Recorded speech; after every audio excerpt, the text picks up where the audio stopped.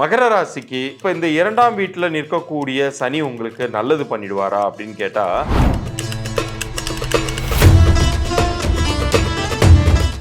குறைந்த நாட்கள்ல நிறைய பணம் சம்பாதிக்கக்கூடிய வாய்ப்பு உங்களை தேடி வருவது போல இருக்கும். ஆனா அது உங்களுக்கு போடப்பட்ட தூண்டிலாக தான் நீங்க கருதணும்.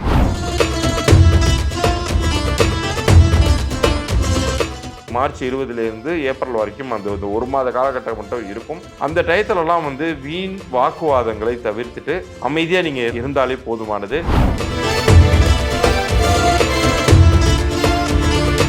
7.5 சனிக்கே என்ன ஒரு பெயர்னு கேட்டிங்கன்னா, சனி போகும்போது நல்லது பண்ணிட்டு போவாரு. ஸோ இந்த கடைசி அக்டோபர் டு டிசம்பர்லாம் பார்த்தீங்கன்னா,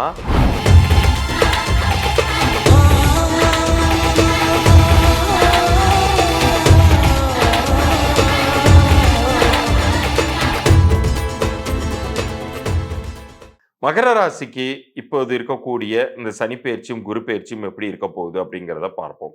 இப்போ உங்களுக்கு சனி 2ஆம் வீட்டிற்கு வந்திருக்காரு. குரு உங்களுக்கு மார்ச்சுக்கு அப்புறம் ஏப்ரல் மாசத்துல பெயர்ச்சி அடைவாரு. அது இன்னும் மேன்மையை தரக்கூடிய வகையில உங்களுக்கு 5ஆம் வீட்டுக்கு போறாரு. சரி, இப்ப இந்த 2ஆம் வீட்டுல நிற்கக்கூடிய சனி உங்களுக்கு நல்லது பண்ணிடுவாரா அப்படின்னு கேட்டா, நிச்சயம் உங்களுக்கு கெடுதல்ங்கிறத பண்ண மாட்டாருங்க. ஏதாவது ஒரு வகையில உங்களுக்கு பண வருவாய் அப்படிங்கிறது வந்து கொண்டே இருக்க போகுது. அதுல உங்களுக்கு சந்தேகமே வேண்டாம். ஆனால் உங்களுக்கு ஆசையை தூண்டுவார். இங்க நிறைய வகையில இப்ப நிறைய விளம்பரங்களை பார்த்து ஏமாறுற மாதிரி உங்களுக்கான சூழ்நிலைகள் அப்படி அமையும். குறைந்த நாட்கள்ல நிறைய பணம் சம்பாதிக்கக்கூடிய வாய்ப்பு உங்களை தேடி வருவது போல இருக்கும். ஆனா அது உங்களுக்கு போடப்பட்ட தூண்டிலாக தான் நீங்க கருதணும்.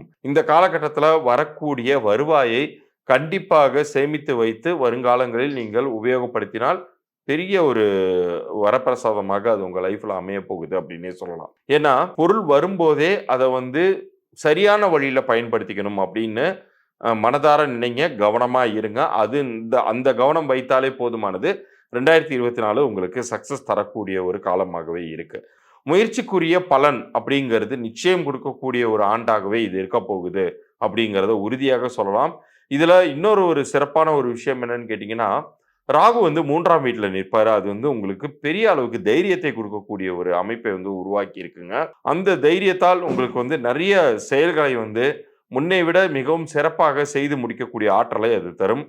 9ஆம் வீட்டு கேது உங்களுக்கு நிறைய தெய்வ அனுகூலத்தை உங்களுக்கு உண்டு பண்ணும். ஏதாச்சும் ஒரு குலதெய்வ வழிபாட்டிற்கு சென்று வரணும்னு நினைக்கிறீங்க, அல்லது இதனால் வரைக்கும் ஒரு ஸ்தலத்திற்கு போகாம அங்க நீங்க போயிட்டு வரணும்னு ஒரு மனசுல ஆசை மட்டும் வச்சிருக்கீங்கன்னா, இந்த காலகட்டத்துல அது நிறைவேறும். 2024 முதல் பாதி ஆண்டிலேயே அதற்கான வாய்ப்பு வரும். அது உங்களுக்கு மேலும் நம்பிக்கையை உங்களுக்கு வளர்க்கும். ஆனா ஒரே ஒரு விஷயத்துல எதுல நீங்க ஜாக்கிரதையா இருக்கணும்னு கேட்டீங்கன்னா, சம்டைம்ஸ் எல்லாமே நார்மலா தானே இருக்கு. நமக்கு ஒன்றும் பெரிய கஷ்டம் இல்லையே அப்படிங்கும்போது, சில நேரங்கள்ல எடுத்தறிந்து பேசக்கூடிய ஒரு ஆட்டிடியூடு காண்பிக்கக்கூடிய ஒரு தன்மைகள்லாம் உங்கள்ட்டயே வெளிப்படும். அந்த இடங்கள்ல மட்டும் நீங்க ஜாக்கிரதையா நாவை அடக்கி பேசியே ஆகணுங்க. ஏன்னா இந்த சனி செவ்வாய் சேர்க்கை எல்லாம் இந்த வருடத்தில் மார்ச் 20லேருந்து ஏப்ரல் வரைக்கும் அந்த ஒரு மாத காலகட்டம் மட்டும் இருக்கும். அந்த டயத்துலலாம் வீண் வாக்குவாதங்களை தவிர்த்துட்டு அமைதியா நீங்க இருந்தாலே போதுமானது.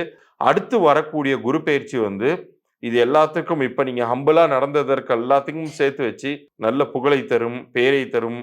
இன்னும் வெளிநாட்டு பயணத்தை எல்லாம் கூட உங்களுக்கு பரிசீலிக்க காத்துட்டு இருக்கு அப்படின்னே சொல்லலாம். ஆண்டின் பிற்பகுதியில வண்டி வாகனங்கள் வாங்குவதற்கான வாய்ப்புகள் நிச்சயம் உங்களை தேடி வரும். அந்த வாய்ப்பை பயன்படுத்திக்கோங்க. நீங்க அதுக்கு எந்தவித பதட்டமோ அல்லது இந்த சமயத்துல நம்ம வாங்கி லாக் ஆயிட வேண்டாம் அப்படின்லாம் நினைக்க வேண்டாம்.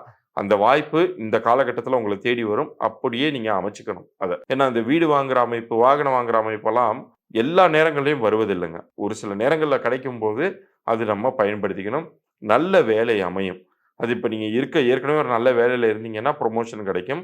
அல்லது வேலை தேடிட்டு இருந்தீங்கன்னா இந்த காலகட்டத்துல இந்த 2024 பிற்பகுதியில உங்களுக்கு கிரகங்களின் சேர்க்கையின் இருப்பிடங்களின் அமைவால் உங்களுக்கு ஒரு நல்ல வேலை அப்படிங்கிறது கண்டிப்பாக அமையும். இன்னும் சொல்லப்போனா புதன்லாம் உங்களுக்கு உச்சம் அடைவார். ஆண்டின் இறுதி பகுதியில பார்த்தீங்கன்னா, புதன் உச்சமடையும் பொழுது அந்த ஆண்டே நம்ம 7.5 சனியின் கடைசி பாகத்துல இருக்கோம் அப்படிங்கிறதையும் மறக்க செய்யும். இன்னும் சொல்லப்போனா 7.5 சனிக்கே என்ன ஒரு பெயர்னு கேட்டீங்கன்னா, சனி போகும்போது நல்லது பண்ணிட்டு போவாரு அப்படின்னு. ஸோ இந்த கடைசி அக்டோபர் டு டிசம்பர்லாம் பார்த்தீங்கன்னா, உங்களுக்கு பெரிய அளவுக்கு நீங்க எக்ஸ்பெக்டே பண்ணாத அளவுக்கு ஆப்பர்ச்சுனிட்டீஸ் வந்து நிக்கும். அத நீங்க சரியாவும் பயன்படுத்துவீங்க. 2025லலாம் வேற லெவல்ல நீங்க இருப்பீங்க அப்படிங்கிறத நீங்க உறுதியாக நம்பலாம்.